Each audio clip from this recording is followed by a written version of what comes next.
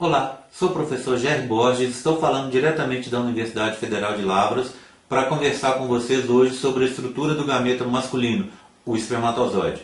Vamos começar observando este modelo aqui para fazer uma comparação entre os tamanhos relativos do gameta feminino, o ovócito 2, e do gameta masculino. O gameta feminino aqui está indicado por essa estrutura amarela, é a maior célula em volume do corpo humano. Já o gameta masculino, o espermatozoide, está aqui, indicado por uma estrutura em lilás e já tendo penetrado no interior do ovócito 2 aqui, podemos ver o seu núcleo em amarelo e parte do seu flagelo aqui indicado em verde. Podemos ver que há uma enorme diferença de tamanho entre ambas as células. Isso se deve ao fato de que, se por um lado o gameta feminino precisa ter no seu interior reservas para proporcionar o início do desenvolvimento embrionário de nossa espécie, o gameta masculino se converte apenas numa forma de transporte, um vetor de transporte do material genético masculino até se encontrar com o gameta feminino durante o processo de fecundação. Este processo envolve a necessidade de que o gameta masculino percorra uma distância enorme para os padrões dessa pequena célula. Ele é depositado no fundo da vagina, no início do útero, do canal uterino, e tem que percorrer até a região da tuba, na ampola, onde acontece a maioria dos processos de fecundação. Bem, vamos agora, tendo isso claro, vamos agora dar uma olhada na estrutura do gameta masculino, do espermatozoide. Aqui nós temos uma representação dessa célula. Podemos ver basicamente três regiões nessa célula.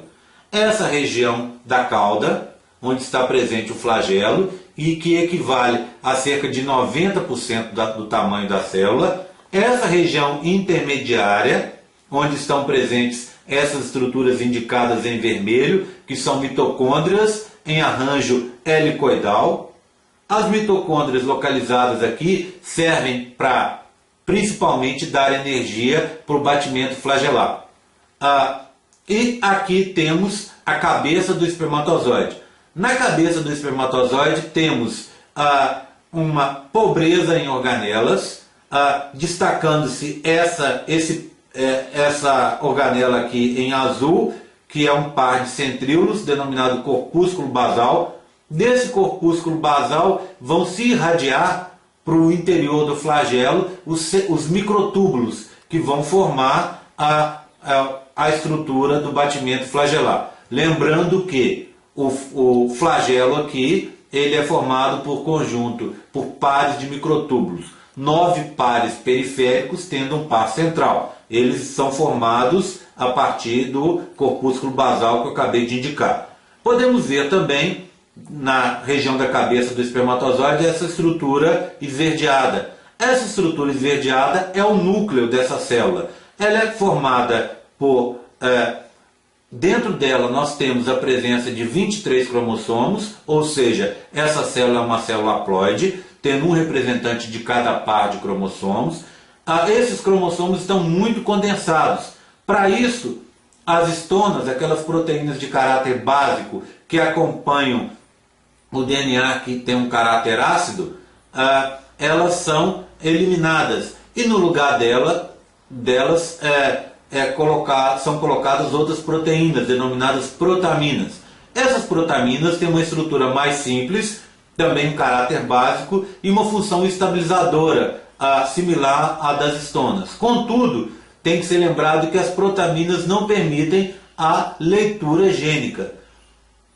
Um processo que nesse momento de transporte dos cromossomos até o processo de fecundação é desnecessário. Bem, além disso, podemos ver aqui na frente, na região frontal da cabeça do espermatozoide, essa estrutura alaranjada. Essa estrutura alaranjada é chamada de vesícula acrossômica ou simplesmente acrossomo. Ela se deve à união de várias vesículas lisossômicas, de vários lisossomos originados no complexo de Golgi. Eles se unem e no interior desse acrossomo nós temos um coquetel de enzimas que facilita o processo de fecundação do espermatozoide. Dito isso, gostaria que vocês fossem capazes de descrever a estrutura básica do espermatozoide, do gameta masculino, lembrando-se do fato da presença das protaminas no interior do núcleo, que é um núcleo condensado, chamado também de picnótico, não é isso? E a presença e formação dos acrossomos e a sua importância para o processo de fecundação. É importante que vocês saibam descrever as diferentes partes do espermatozoide e relacionar o pequeno tamanho dessa célula com o transporte por longas distâncias do material genético masculino até o processo de fecundação.